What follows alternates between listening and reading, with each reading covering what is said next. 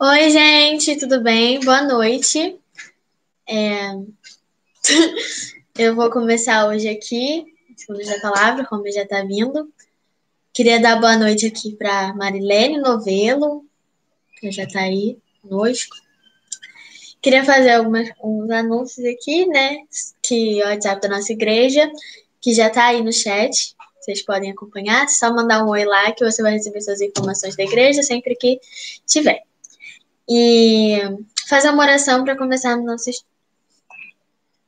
Oremos. Senhor, eu te agradeço, meu Deus, por mais um estudo, que o Senhor abençoe os estudos da palavra.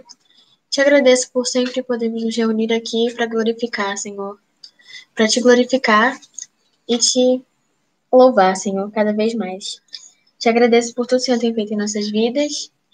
Em nome de Jesus, amém. É isso, gente, um beijo. Aí, para quem estava com a saudade da Sofia, eu estava cobrando, hoje ela voltou direto de Paraty, foi passar lá esse fim de semana, estava passeando, né, Sofia? Sim. Curtindo o sol, muito sol que teve lá. Nossa, muito. E hoje está aí de volta. Um grande abraço aqui, olha, já tem o recado da Miriam para você, ó. Boa noite, menina bonita e abençoada. Muito obrigada, Juliana. boa noite. Amém, graças a Deus. Então vamos para o nosso louvor, né? Hoje é errado falar que eu vou para o túnel do tempo, porque eu só vivo no túnel do tempo mesmo, né? Mas essa foi uma das músicas, uma das primeiras músicas que a gente tinha antigamente a chamada Noites de Louvor lá no Espírito Santo. Eu creio que aqui no Rio também era assim, né? Enquanto dou boa noite para Ana Maria, Eliseuda, André, Deus abençoe meu irmão. Concordo, viu, Marlene? Para ti, maravilhoso, né? Deus abençoe muito a cada um de vocês. Mas a gente tinha as nossas noites de louvor e a gente saía. Eu pertencia a uma igreja que tinha uma sede de 5 congregações. E cada congregação tinha uma mocidade, uma UPA, e a gente reunia e passava as noites adorando, louvando ao Senhor, né? E essa talvez foi uma das primeiras músicas que eu vi na noite de louvor, todo mundo cantando, dizendo que a graça do Senhor, baseada no texto de Paulo, é bastante para cada um de nós, né? E boa noite, Jussara, Carlos Gutenberg. Então vamos lá?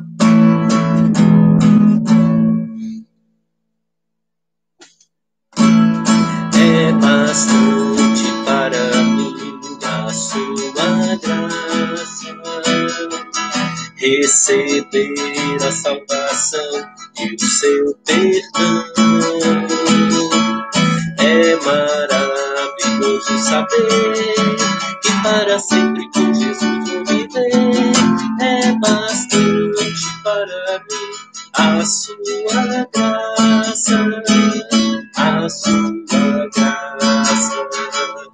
É melhor que a vida, a sua graça. É melhor que a vida, meus lábios te louvam, e assim bendirei.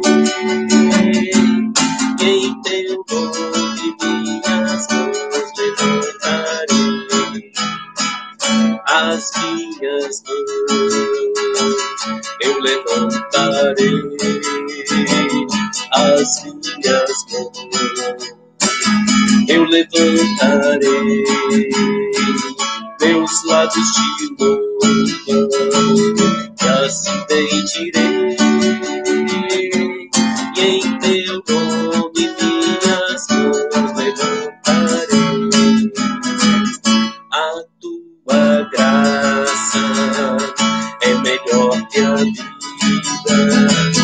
a tua graça é melhor que a vida, meus lábios te louvam, e assim bendirei. E em teu nome minhas mãos levantarei. Amém. Foi quando Paulo pediu ao Senhor, né, que tirasse dele aquele espinho que todo mundo fica curioso, querendo saber que espinho é esse, né? Deus não se preocupou sequer em tentar responder para ele que espinho era esse, para responder para nós e tirar nossa curiosidade. Ele apenas disse para Paulo: a minha graça te basta. É suficiente que você receba a minha graça. Irmãos, é interessante quando a gente entende o poder, a majestade do Senhor revelada na sua graça. É como se estivéssemos dizendo que nenhum espinho desse mundo, nenhuma estrada esburacada, pedregosa, nenhum problema nessa vida pode ocupar um lugar de destaque na nossa vida maior do que a graça do Senhor. É como se estivéssemos dizendo, olha, o que nós merecíamos, o que era para ser trazido para nós, é tão pior do que os piores sofrimentos que poderíamos ter, que a graça de Deus nos faz entender que com Cristo, como diz um outro cântico antigo, no barco tudo vai muito bem. Com Cristo ao nosso lado, tudo vai muito bem. Especialmente nesses tempos em que vemos, a gente já bate um desespero, né? Porque continua falando da pandemia e fala-se de segunda onda, e domingo, antes de eu ir para a igreja, para o nosso culto com crianças, na gravação, eu tirei a foto no jornal dizendo que a Europa começa a se preocupar com a terceira onda, e vem onda, vem onda, vem onda, e a gente fica preocupando com isso, né? Cada vez mais preocupado. Mas, no meio de tudo isso, como é bom saber que a graça do Senhor nos basta. A graça do Senhor nos basta. Irmãos, olha, boa noite, queridos irmãos e irmãs. Essa boa noite é especial, está daqui de casa. Não é verdade? Solange, Marina, que saudades desses louvores arrebatadores, é verdade. Rodrigo, boa noite. E Marilene, é verdade, é antigo, mas lindo, sempre presente, sempre são cânticos que continuam na nossa alma. Eu louvo a Deus porque a qualidade das músicas evangélicas parece que tem melhorado, né, nos nossos dias, e espero que continue melhorando, sendo mais bíblica, mais teocêntrica e, acima de tudo, músicas que tocam na alma e alimentam a nossa fé no Senhor Jesus. Vamos para o texto. Boa noite, Josimar, aqui também chegando, né? Aí, os irmãos não esqueçam do nosso like, divulguem, que nós estamos começando capítulos 8 e 9, aliás, perdão, capítulos 9 e 10 de Samuel. Na semana passada, nós terminamos com o povo de Israel pedindo um rei. Eles estavam pedindo rei. Nós vimos os deveres que esse rei teria, os conflitos que Samuel passou entre a vontade dele e a vontade de Deus, e nós vimos qual era o desejo fundamental deles. Eles queriam ser como todas as outras nações, esperando que pudessem ter uma pessoa que lhes representasse uma figura de poder, uma referência de ação, e alguém que pudesse ser estrategistas para suas guerras, né? Nós terminamos, deixa eu ler aqui, com 4 reflexões para você pensar durante a semana. Primeiro, é até que ponto as nossas decepções influenciam as nossas decisões. Lembram, né? O povo estava decepcionado porque os filhos de Samuel não andavam segundo o caminho de Samuel. Assim como os filhos de Eli não seguiam os caminhos de Eli. Assim como as gerações, desde Josué, as gerações que sucediam os pais não caminhavam na mesma direção, no mesmo caminho dos pais. Então, eles, decepcionados, resolveram pedir um rei. E muitas vezes a gente, por decepção, acaba tomando decisões que nos afastam da verdade, nos afastam da presença do Senhor, nos afastam de Deus. Quantas vezes a gente se decepciona com irmãos na igreja e, por isso, deixa a igreja e muitas vezes abandona até mesmo a nossa fé. Muitas vezes nos decepcionamos com Isso não é só para a igreja, às vezes a gente se decepciona com uma pessoa no trabalho e deixa o emprego. Às vezes a gente tem alguma pequena decepção no casamento e resolve acabar com o casamento.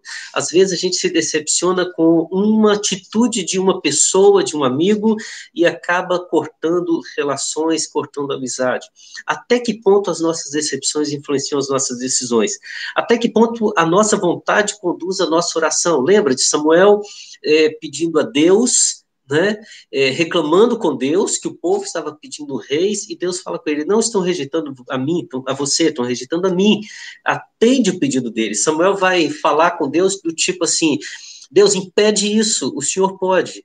E Deus diz para Samuel: Samuel, eu não estou preocupado em ficar lutando pelo meu poder, né? Faça a vontade deles. Muitas vezes a nossa oração é conduzida pela nossa vontade, mas Jesus nos ensinou a orar dizendo: seja feita a tua vontade, a vontade do Senhor. A terceira reflexão que a gente deixou para você pensar durante a semana é: até quando teremos como referência aqueles que estão ao nosso redor? Eles queriam ser como todas as nações, e muitas vezes nós carregamos isso na nossa vida. Nós queremos ter a prosperidade daqueles que estão na mídia, nós queremos atender ao estereótipo, né, daqueles que aparentam como um sinônimo de beleza. Eu recebi algumas semanas atrás uma foto de uma pessoa que disse que em uma determinada tribo, numa região lá da Polinésia, o tamanho da barriga representava o tamanho, a beleza da pessoa. Quanto maior a barriga, mais bela. Eu falei: Senhor, olha só, que coisa maravilhosa. Já pensou se fosse aqui assim? A gente conhece lá na Tailândia aquelas mulheres que a beleza está no tamanho do pescoço. Em outros lugares, cada um tem um padrão de beleza, e às vezes a gente fica preocupado com o nosso redor, quem está perto, e esquece da beleza mais poderosa que existe, que é aquela que Deus nos deu. Quem somos? Quem somos? A gente precisa aprender a admirar a beleza de Deus na nossa vida, a grandeza do Senhor na nossa vida, porque, como diz uma música do Diante do Trono, né? Nós somos, aos olhos do Pai, nós somos uma criatura única que Deus planejou com as suas próprias mãos, criou, cuidou, ele escolheu a cor da pele, e isso nos faz entender que qualquer que seja a cor da pele foi cuidadosamente pintada com as mãos de Deus. Então é uma arte de Deus, é uma bênção de Deus, né? Os seus cabelos ele desenhou, cada detalhe com um toque de amor, com um toque de amor, né? E o último ponto é até onde vai a nossa teimosia, porque muitas vezes nós estamos decepcionados, querendo que a nossa vontade seja feita, tendo como referência aqueles que são ao nosso redor, e Deus nos diz: isso vai dar errado, mas a gente diz: ainda assim queremos um rei, ainda assim queremos um rei. Os capítulos 8 e 9 vão atender à vontade do povo. Os capítulos 8 e 9, eles vão mostrar para aquele povo aquilo que, aos olhos deles, não lhes traria decepção. E isso acontece exatamente numa apresentação de Saul. Hoje nós vamos conhecer Saul. A primeira descrição que nós temos de Saul é muito interessante, que quando a gente vê o nome Saul, a gente já pensa naquele rei perseguindo Davi, né, que está oferecendo um sacrifício enquanto Samuel não chega, uma pessoa meio rebelde, né? E a gente vê várias atrocidades, pensa nele, mas olha só quem a Bíblia diz ser Saul. Versículos 1 e 2 do capítulo 9. Abre aí, primeiro livro de Samuel, capítulo 9, versículos 1 e 2. Diz assim: havia um homem de Benjamim. É muito interessante lembrar de Benjamim. Benjamim é aquela... Benjamim, na história de Jacó, é o irmão de José. Lembrem, José amava Raquel. Ele trabalhou durante 14 anos para poder ter Raquel como sua esposa, né? Ele, nos primeiros 7 anos, trabalhou e recebeu, foi enganado por Labão. Ele teve a sua primeira esposa, Lia, e é interessante, se os irmãos relembrarem de Gênesis, ele, mesmo tendo todo o seu amor, o seu carinho voltado para Raquel, ele nunca deixou de respeitar, honrar e amar aquela que foi entregue como sua esposa, né? Lia. Ele tinha a mesma consideração. Porém, Raquel era aquela que era a relação do amor, do coração dele. E ele teve 2 filhos com ela, José e Benjamim. E em determinado momento, José foi vendido pelos irmãos como escravo para o Egito, e só sobrou Benjamim, que foi tratado como, como a pérola mais preciosa, o bem mais precioso. Todos os irmãos, além dele ser o caçula, ele também era cuidado por todos os irmãos. Daí vem a ideia de que Benjamim é a tribo amada. Mas essa é a mesma tribo que acobertou aquele levita, né? Aqueles homens que fizeram aquela atrocidade com o levita em Juízes, e com a esposa do levita, na verdade, a concubina dele, e ele partiu em 12 pedaços e espalhou para as tribos, e Benjamim foi a única a defender aqueles homens cruéis, e a partir daí houve uma guerra, e a tribo de Benjamim quase que foi extinta. Sobraram apenas 600 homens, e esses homens, a nação de Israel criou toda uma estratégia para que eles pudessem voltar a ser uma tribo amada. Então, observe que quando fala que havia um homem de Benjamim, cujo nome era Quis, filho de Abiel, filho de Zeror, filho de Becorate, filho de Afias, benjamita, dono de muitos bens, está falando de alguém que é de uma tribo amada. É muito interessante que lá no Novo Testamento, quando Paulo se apresenta, ele fala que ele é benjamita. Paulo, o apóstolo Paulo, ele é benjamita, ele apresenta isso como se estivesse dizendo: nós somos da tribo do coração, a tribo que foi amada por Jacó, a tribo que foi amada por todos os irmãos depois que quase foi destruída, ou seja, o rei, ele vem daquela tribo que tinha que tinha a sensibilidade de todos do seu lado. Além disso, né, quando se tem essa genealogia, filho de Quis, de Abiel, de Zeror, de Becorate, filho de Afias, está dizendo, é um homem que tem uma história de uma família tradicional. Ele não é alguém que surgiu por acaso, é alguém de uma família que já tem um destaque, principalmente pela sua geração, que parece ser já conhecida, e por ser dono de muitos bens. Então, nós temos uma pessoa da tribo de Benjamim, com um bom histórico familiar e rico, né? Esse homem tinha um filho chamado Saul, que era moço, jovem, tão belo que entre os filhos de Israel não havia outro mais belo do que ele. Dos ombros para cima ele sobressaía todo o povo. Então ele era belo, alto, jovem, rico, filho de uma família tradicional e da tribo mais amada de Israel. Bom, só por aí você já deve ter falado assim: ganhou meu voto. Não é? Mas a Bíblia vai trazer outras características de Saul. Os versículos 3 e 4 vão mostrar que Saul era um filho obediente, responsável e com um alto nível de percepção da realidade. Observem bem.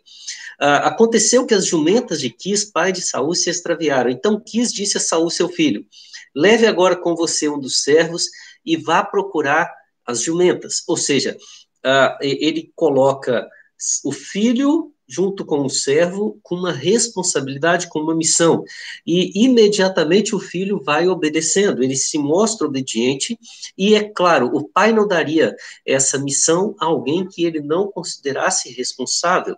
E a prova da responsabilidade e da consciência de Saul vem no versículo 4, que fala que eles atravessaram a região montanhosa de Efraim, a terra de Sálissa, mas não a encontraram. E depois passaram a terra de Salim, mas as jumentas não estavam ali, então atravessaram o território de Benjamim e não as encontraram. Foi quando Saul olhou para o servo e disse: vamos voltar, porque senão meu pai vai deixar de se preocupar com as jumentas para começar a se afligir por causa de nós. Aliás, isso mostra que, além de uma percepção da realidade, ele sabe o que está acontecendo, né? O versículo 5 mostra também que ele sabe a hora de desistir de um plano, um objetivo mais nobre. Ele chega um momento em que ele percebe, a partir daqui, as jumentas se tornam desnecessárias. Lembram que nós estudamos em Juízes que muitos dos juízes eram identificados pela quantidade de jumentas que tinha, de quantidade de filhos e jumentas, porque isso era um sinal da prosperidade, da riqueza. Jumentas se perdendo é como se a pessoa estivesse vendo a sua riqueza indo embora, né?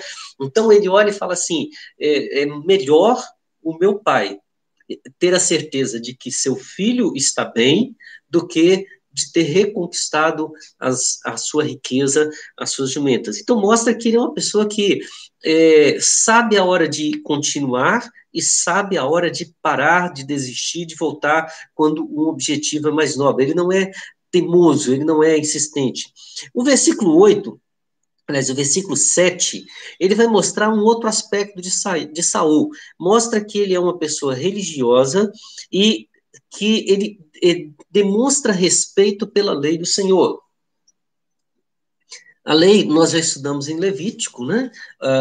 Que ninguém poderia comparecer perante a presença do Senhor, perante o altar do Senhor, com as mãos vazias. Ele sempre deveria trazer alguma oferta, algum sacrifício, né? E olha o que o texto diz no versículo 7.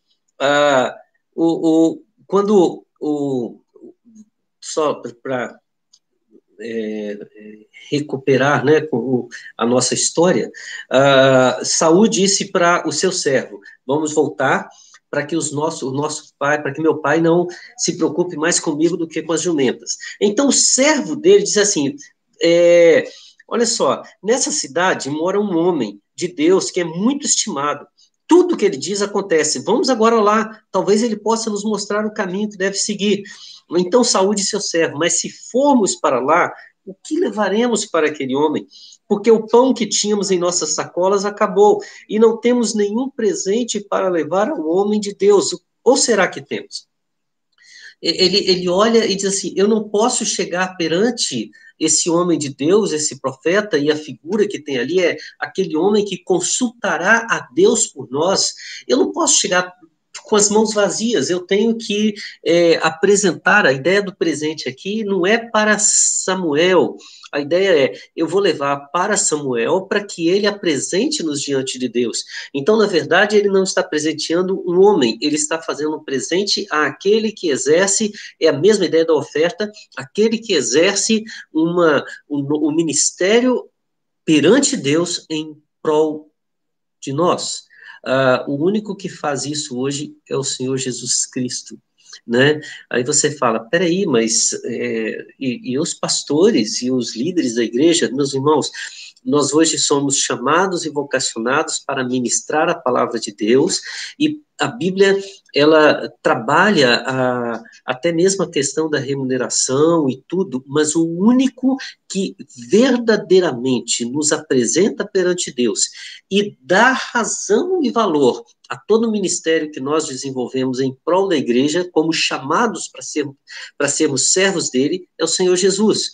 Naquela época, não. Naquela época, o papel do sacerdote era o papel de mediar o povo e Deus. Hoje nós ministramos como se fossem os levitas diante daquele sacerdote eterno que é o Senhor Jesus. Então, ele tem esse senso religioso, ele tem esse senso de que, ao chegar à presença do Senhor, as mãos não devem estar vazias. O versículo 8 mostra que Saul era um jovem humilde, e a humildade dele se percebe pelo fato de ele aceitar a oferta que é proposta pelo seu servo. Olha o que o texto diz, né? O servo respondeu a Saul: eu tenho ainda em minhas mãos 3 gramas de prata, que darei ao homem de Deus para que nos mostre o caminho. É muito interessante essa relação, porque Saul é o herdeiro de Quis, e aquela pessoa que está ao lado é apenas um servo. E pelo que parece, tudo que Saul tinha levado já havia sido consumido. E o que sobrou para eles era apenas 3 gramas. Irmãos, isso não é quase nada. 3 gramas de prata que pertenciam ao servo. Isso é quase nada para Saul, mas isso pode ser muito, pode ser a economia daquele servo. E aquele servo oferece o que ele tem para poder apresentar a Saul, seu senhor, perante aquele homem, para encontrar as jumentas perdidas de Quis. Repararam a relação amorosa, amistosa que deve ter existido ali? Qual servo faria isso, né? De uma forma tão graciosa? E melhor ainda, aquele homem não se encheu de arrogância, de orgulho, não desprezou aquela atitude do servo. Ele agradeceu, ele aceitou a oferta e assim eles caminharam até Samuel. E o versículo 10 mostra a sua capacidade de reconhecer o valor do outro, pois mesmo sendo ele senhor, olha a palavra que ele diz ao servo, no versículo 10. Então Saul disse ao servo, você tem razão. Vamos lá.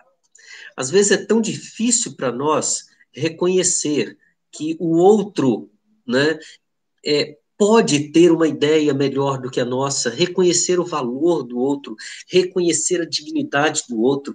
Eu fico preocupado no nosso tempo, que o nosso tempo, cada vez mais, é um tempo em que a omissão é a resposta no lugar da honra.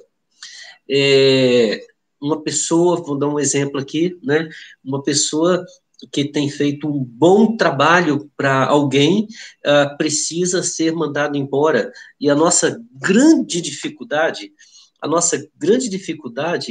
é olhar para essa pessoa e dizer, você, de alguma forma, não vou continuar com você, mas não vou te desonrar. Não, a gente muitas vezes, quando precisa demitir alguém, antes de tudo, a gente começa a criar mecanismos para desmoralizar, para criar um clima insustentável, insuportável, para então justificar uma decisão que pode ser uma decisão honrosa, não é?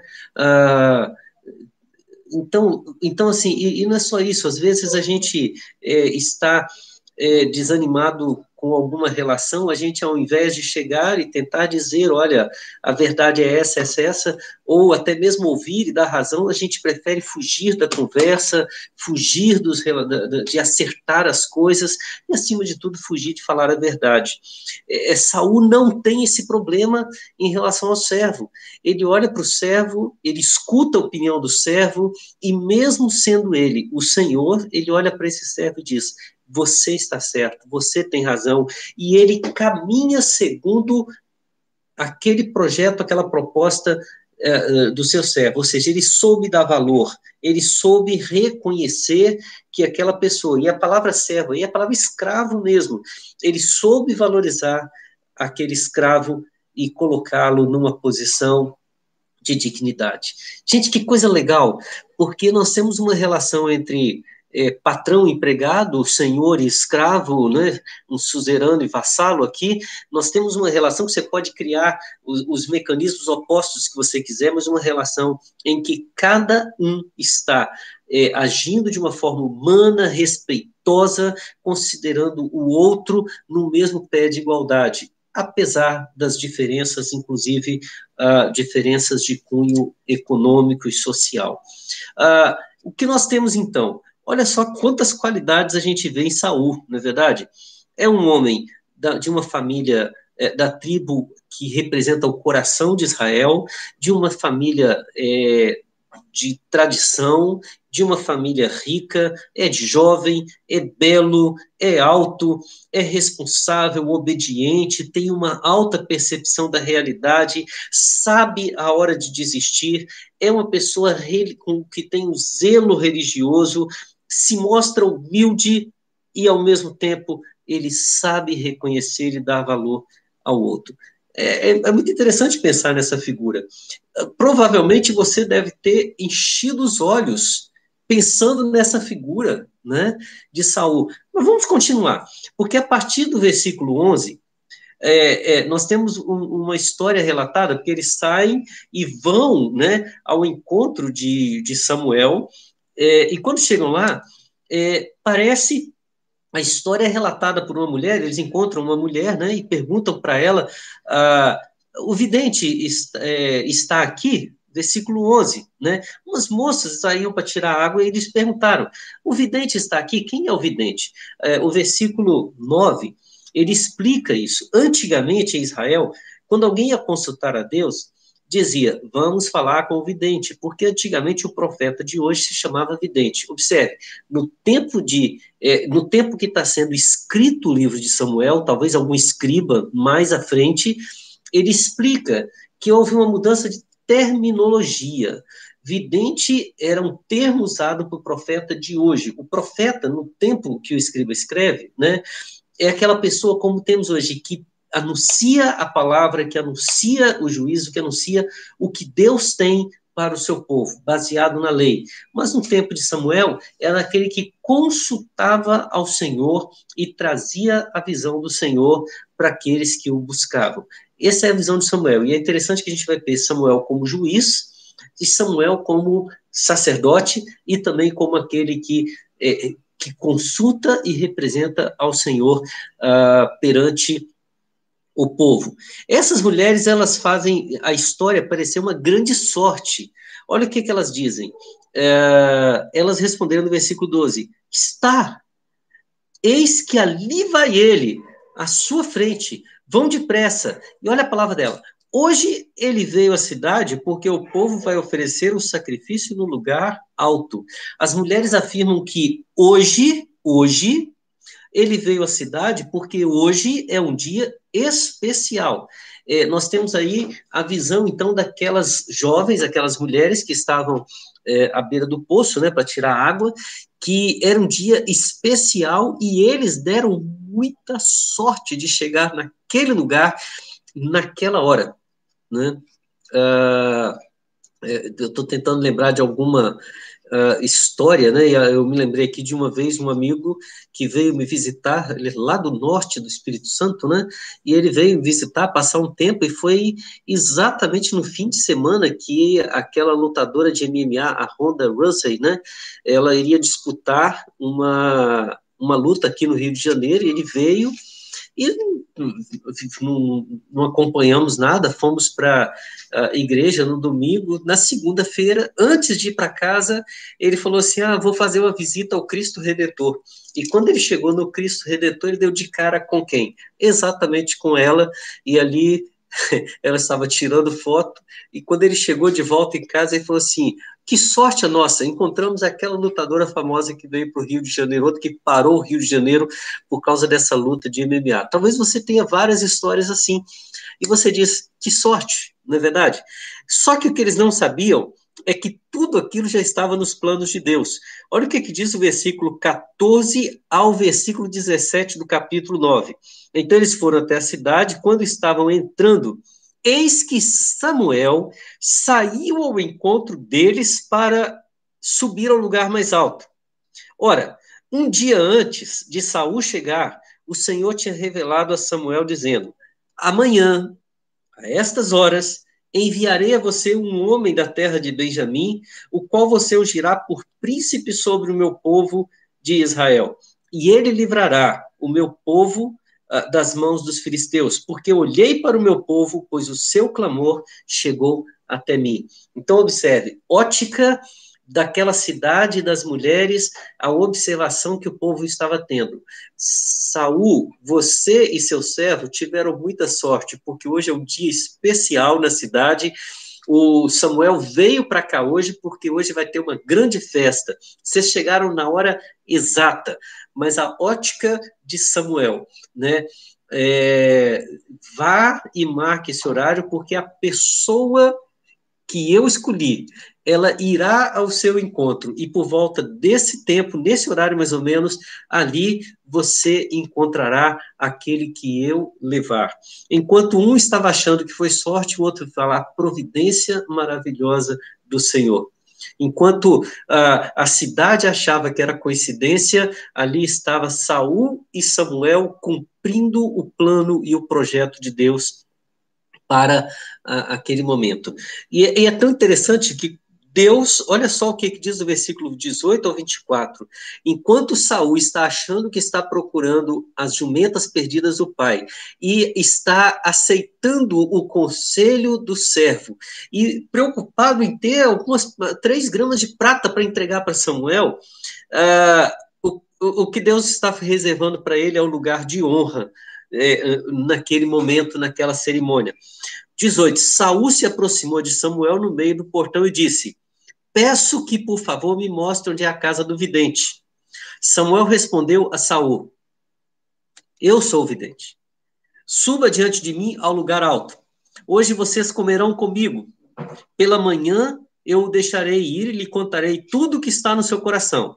Quanto às jumentas, observe que Saul não falou nada das jumentas, não falou nada. Disse assim, Samuel olhou para ele e disse: quantas jumentas que se perderam há 3 dias, não se preocupe com elas, porque já foram encontradas. E para quem está reservado tudo o que é precioso em Israel? Será que não é para você e para toda a casa de seu pai? Então Saul respondeu: por acaso não sou eu um benjamita, da menor das tribos de Israel? Exatamente por quê?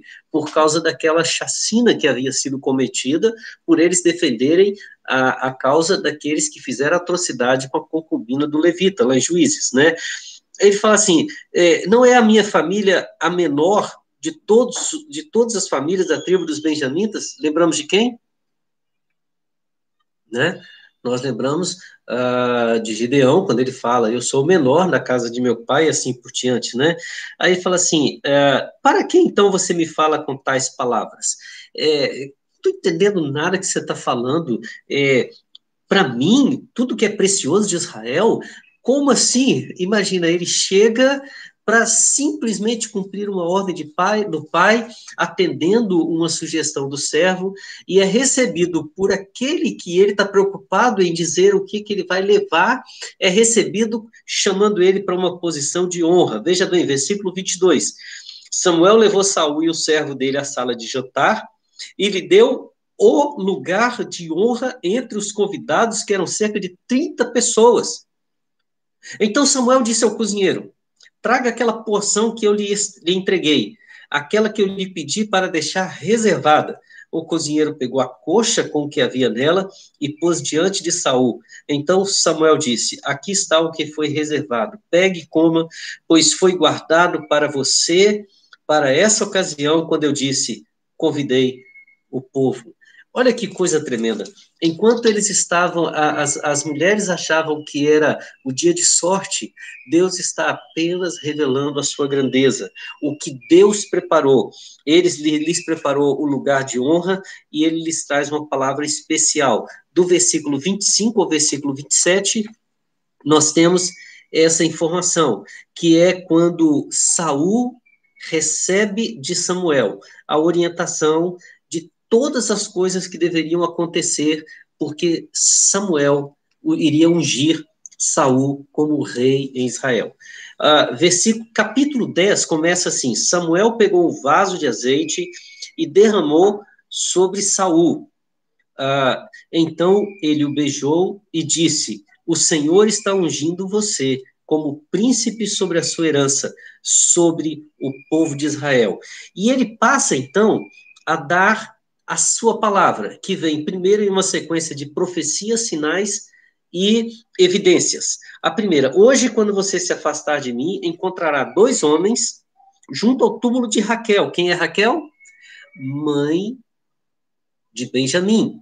Aquela que, ao nascer o seu filho, ela morreu. De fato, Benjamim nunca conheceu sua mãe, né?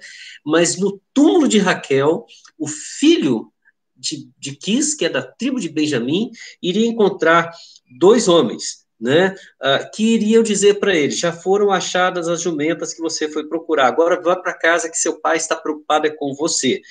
A seguir, versículo 3, você chegará ao carvalho de Tabor, ali virá ao encontro de vocês 3 homens, né? Um deles estará levando 3 cabritos, outro 3 pães e outro um odre de vinho. Eles irão saudar você e lhe darão 2 pães que você deve aceitar. Então você seguirá para Gibeá Elohim, onde está a guarnição dos filisteus. Ao entrar na cidade, você encontrará um grupo de profetas que descem do lugar alto. Eles estarão tocando liras, tambores, flautas e harpas e estarão profetizando. O Espírito do Senhor se apossará de você e você profetizará com eles e será mudado em outro homem. Vamos dar uma pausa aqui. Ele recebe profecias, sinais e evidências. E o texto termina dizendo que Saul se torna um outro homem. Não significa que todas aquelas características de Saul se transformaram em outra pessoa. Não, significa que Deus estaria tirando de Saul o status de filho de Quis e descendente, herdeiro de seu pai, para ser ele o príncipe de toda a nação de Israel, o rei, o primeiro rei de Israel. Agora, o que é interessante, se nós olharmos esse texto, né, nós vamos perceber que Saul, tudo se cumpre, né? E quando ele chega no versículo 14, ele encontra com o seu tio, e o tio de Saul pergunta a ele e ao seu servo: aonde vocês foram? Saul responde: fomos procurar as jumentas, e quando vimos que não apareciam, fomos falar com Samuel. Então o tio de Saul disse assim: conte-me, por favor, o que Samuel disse a vocês? Ele nos disse que as jumentas tinham sido encontradas. Aí vem o destaque. Porém, Saul não contou ao tio o que Samuel tinha dito a respeito do reino. Saul omite ao seu tio o que Deus falara sobre o reino. Isso significa que tudo o que aconteceu, todos os sinais, aquilo tudo trouxe para Saul pânico, pavor e aquele sentimento de: será que é verdade isso? Sabe quando você realiza um grande sonho e fica: será que aconteceu mesmo? Ou quando você está em um lugar ou ocupou uma função que você almejava, talvez até, ou talvez, vamos colocar melhor, que você nem almejava e de repente isso veio e caiu como luva, você acha, né, que caiu como luva, e você para e diz assim: tá muito esquisito, isso tá muito estranho, é melhor ficar caladinho, vamos deixar as coisas acontecerem. Às vezes a gente duvida de Deus, mesmo Deus dando todas as evidências, que evidências mais claras, né? Ele disse: olha, 2 homens vão te encontrar no túmulo de Raquel, e lá eles encontraram. 3 homens vão te encontrar com 3 cabritos, com 3 pães, com um odre de vinho, você vai receber 2 pães, e isso aconteceu. Você vai chegar na cidade de Beá e você vai ver um grupo de profetas e você vai profetizar com eles, e tudo acontece, mas ainda assim o coração dele está angustiado, está meio duvidoso, e quando seu tio pergunta o que Samuel falou, ele omite a palavra de Samuel. O processo da escolha do rei é interessante, que é o que próximo passo, né? Ele é um método usual, não foi um método diferente em Israel.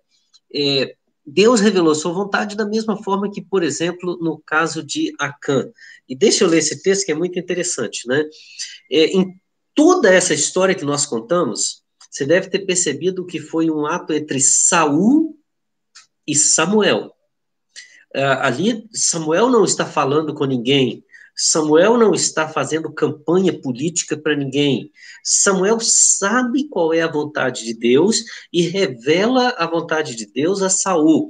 Mas na hora da escolha do rei, o texto diz no versículo 17 do capítulo 10, Samuel convocou o povo para comparecer diante do Senhor em Mispa, e disse aos filhos de Israel, assim diz o Senhor, o Deus de Israel. E ele conta a sua história, aquela de sempre, né?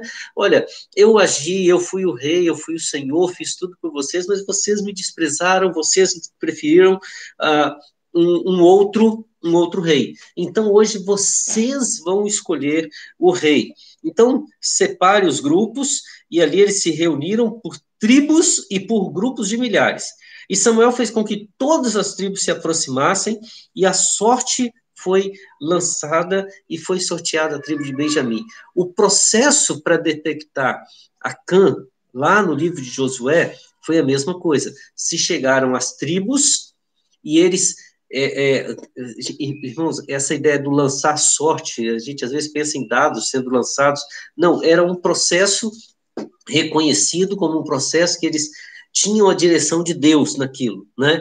E eles clamam ao Senhor e Deus aponta através desse processo chamado lançar sortes, aponta a tribo de Benjamim. Na tribo de Benjamim, cada família vem e é indicada a família de Matri. E a família de Matri indica e da família de Matri indicado para ser o rei foi Saul, filho de Quis. E olha o que acontece. Em outras palavras, tudo isso foi feito de uma forma... Vamos usar... É como se hoje, trazendo para os nossos dias, né? É como se convocasse todo o povo para que fosse às urnas e escolhesse quem eles quisessem. Então, no primeiro turno, eles escolheram uma tribo, e a tribo escolhida foi Benjamim. No segundo turno, eles escolheram a família de Matri, né, que é das famílias de Benjamim. E no terceiro turno dessa eleição, eles escolheram na família de Quis a pessoa de Saul, né, o herdeiro de Quis para ser o rei de Israel. Então foi um processo completamente popular, apesar de Deus, para sua onisciência, já saber, já ter decretado tudo com dias de antecedência. Mas olha o que acontece. O versículo 21 termina assim: mas quando procuraram, não puderam encontrá-lo. Então perguntaram ao Senhor se aquele homem já havia chegado ali.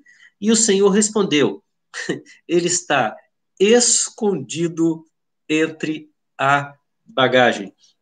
Saul se esconde quando viu que a palavra de Deus se cumpriu. É interessante que você percebe aí que ele tem um temor, medo daquilo que está acontecendo. O caráter de Saul fazia dele um homem. O caráter de Saul fazia dele um homem. Ele não queria fazer uma propaganda e não via o trono como uma ambição. Essa talvez tenha sido a postura mais digna do seu reinado. Se nós olharmos para aquele jovem alto, belo, com todas aquelas características que o povo escolheu pela sorte, o povo escolheu pela beleza, o povo olhou, né, e o povo está procurando, e o povo olha para Saul e diz: queremos você como rei.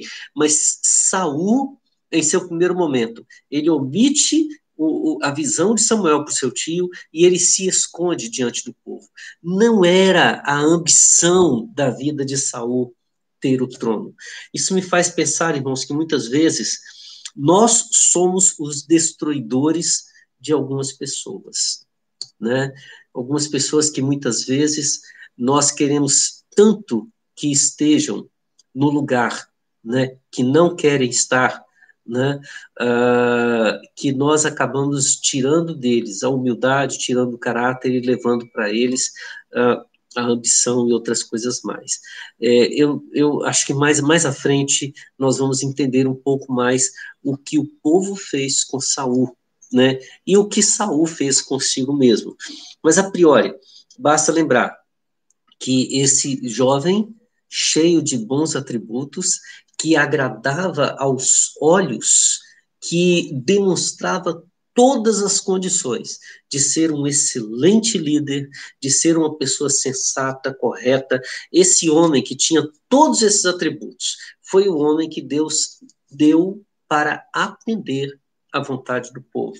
Qualquer um poderia dizer: é ele.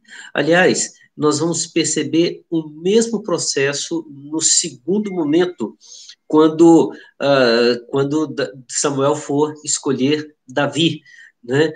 Porque todos os que, aos olhos de Jessé, poderiam ocupar o trono foram trazidos à presença de Samuel, exceto Davi. E isso nos faz ir mais à frente, porque quando a gente lembra do Senhor Jesus, nós vamos perceber que ele era o mais desprezado de todos os homens. Isaías diz que não havia nele beleza alguma, que ele era um daqueles de quem os homens escondem o rosto. E diz que ele foi traspassado pela nossa iniquidade. Assim como o povo queria Saul, mas ninguém queria Davi, o povo está disposto a ter qualquer um que lhe agrade os olhos para ser seu salvador. Não é Jesus a nossa escolha. Não é Jesus o nosso desejo. Não é ele que queremos que reine. Essa mensagem passa para nós, porque precisamos olhar para dentro de nós, né, e ver quem é o Senhor Jesus. O Senhor Jesus, ele é o rei rejeitado, o sacerdote desprezado, mas ele é o rei que nos deu a vida, dando a sua vida no nosso lugar. Ele é o sacerdote que se tornou o sacrifício e de forma voluntária ele chegou perante o Pai e foi ele mesmo o autor da vida para nós. Ele é o caminho, a verdade, ele é a vida. Ele é a vida. Como em todas as histórias, em todas as lideranças, né, situações de liderança que nós temos, a história termina da forma mais comum, né? Eles escolheram Saul, tiraram ele de lá do esconderijo. Quando ele ficou em pé, o texto diz que ele era o mais alto de todos. O mais alto chegava aos ombros dele. Então o povo olhou, Samuel disse: vocês estão vendo quem o Senhor escolheu, pois em todo o povo não há ninguém semelhante a ele. Então o povo começou a gritar: viva o rei!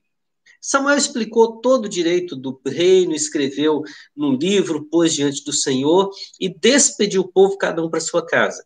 Aí o texto diz que Saul também foi para sua casa em Gibeá, e com ele foi uma tropa de homens cujo coração Deus havia tocado, apoiadores. Versículo 27, mas alguns homens malignos disseram: como poderá este nos salvar?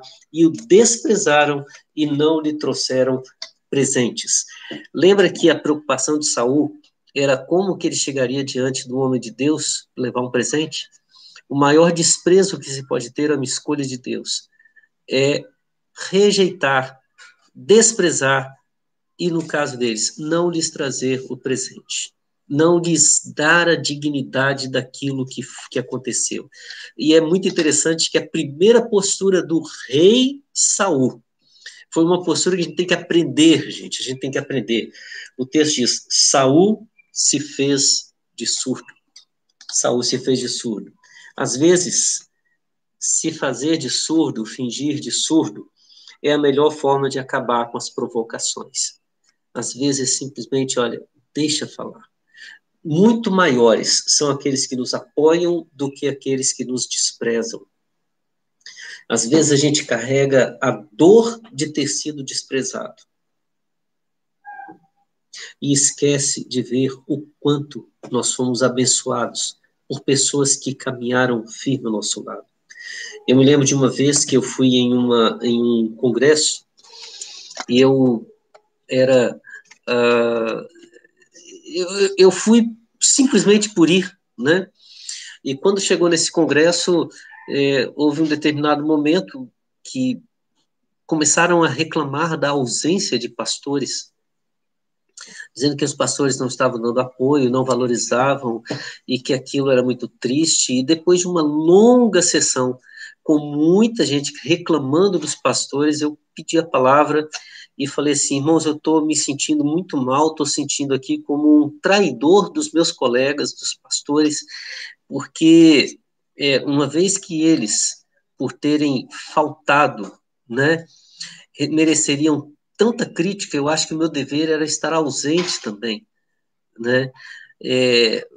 porque ficaria muito mais agradável para mim ouvir vocês elogiando os que vieram do que criticando os que faltaram. Talvez muitos que faltam continuam faltando porque têm medo de virem aqui e se sentirem como eu estou me sentindo, um traidor daqueles que ficaram em casa. E foi interessante assim a reação do pessoal, porque realmente eles começaram a perceber que não era só eu que estava ali, eram outros, e esses que estavam ali eram pessoas verdadeiramente interessadas e desejosas para que o trabalho fosse para frente. E aí mudou o clima, graças a Deus, e foi um tempo muito agradável, muito gostoso. Irmãos, a gente precisa se fazer de surdo com quem nos provoca e receber e acolher com alegria os que nos apoiam. Vamos terminar agora, mas eu queria que você pensasse que se fôssemos olhar à luz dos capítulos 9 e 10, nós diríamos: o povo tem razão. Saul é a pessoa certa.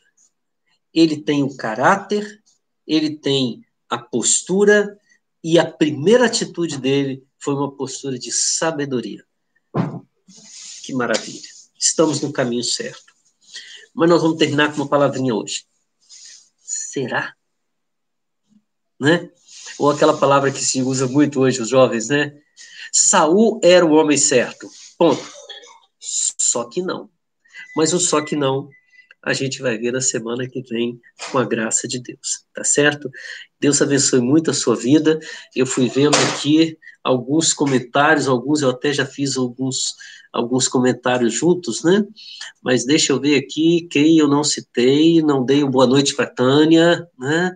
Para Joseli, não lembro de ter dado boa noite também. Marisa, Petrópolis, Tânia Sena, Marluce, o Homer Júnior, bonito seu nome, Homer Júnior, parece até o nome do meu filho, é meu filhão, né, Rominho, uma nova perspectiva sobre Saul, verdadeiramente, né, a gente grava a parte ruim, mas olha a parte boa, né, Miriam Farias, muito bom orar juntos quando temos ideias diferentes ou algo para esclarecer, com certeza, este é o caminho, né, tem mais aqui, Paulo César, boa noite para todos.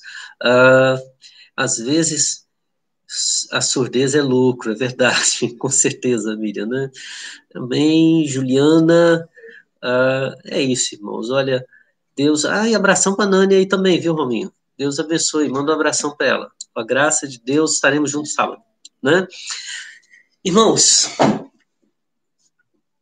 para sua reflexão, pense em quantas vezes nós colocamos a nossa confiança naquele que agrada aos nossos olhos. E muitas vezes, eu gostaria de pensar de uma outra forma. Pense em quantas pessoas que talvez nós transferimos a nossa responsabilidade para essas pessoas e acabamos destruindo pessoas boas com responsabilidades que não deveriam ser delas. Saul tinha tudo para ser um excelente rei, mas o rei de Israel não deveria ser escolhido segundo a aparência dos homens. Saul poderia ser talvez um excelente herdeiro de Quis. Mas o povo, aproveitando o nome do pai dele, né, quis diferente. Deu a ele algo que era maior. E isso vai mudar o coração dele. Vamos orar? Pai querido, Pai amado, obrigado, Senhor, pela revelação da tua palavra. Obrigado por conhecer essa história de Saul, revelada em 2 capítulos inteiros do livro de 1 Samuel, que mostram a Deus que o Senhor não agiu de forma revoltada para atender à vontade do povo. O Senhor deu ao povo o que tinha de melhor. O Senhor atendeu não como uma vingança, não, o Senhor atendeu à vontade do povo, oferecendo-lhes, ó Deus, aquele que poderia ser verdadeiramente uma bênção para a nação. Ó Pai, nos livra, ó Deus, do nosso maior adversário, o nosso próprio coração, a nossa própria vontade. Nos ensina, Deus, a sermos mais humildes, mas, acima de tudo, mais submissos à vontade do Senhor. Queremos caminhar contigo, queremos entender a tua vontade e queremos, acima de tudo, não ter vergonha de sermos instrumentos nas mãos do Senhor. Ó Pai, se um dia o Senhor nos der uma posição de honra, que essa honra jamais tire de nós o caráter, a postura de sermos servos do Senhor. Que todas as missões que forem dadas pelo Senhor a nós sejam recebidas na certeza de que é nas tuas mãos que teremos a vitória e o sucesso. É assim que nós oramos, Pai, em nome do Senhor Jesus. Amém. Então, estudem para a semana que vem os capítulos 11, 12 e 13. Tá bom? Vamos tentar caminhar 3 capítulos na semana que vem. Deus abençoe, uma ótima noite e uma semana cheia das bênçãos do Senhor para você. E não se esqueça, a minha graça, diz o Senhor, te basta. Deus te abençoe.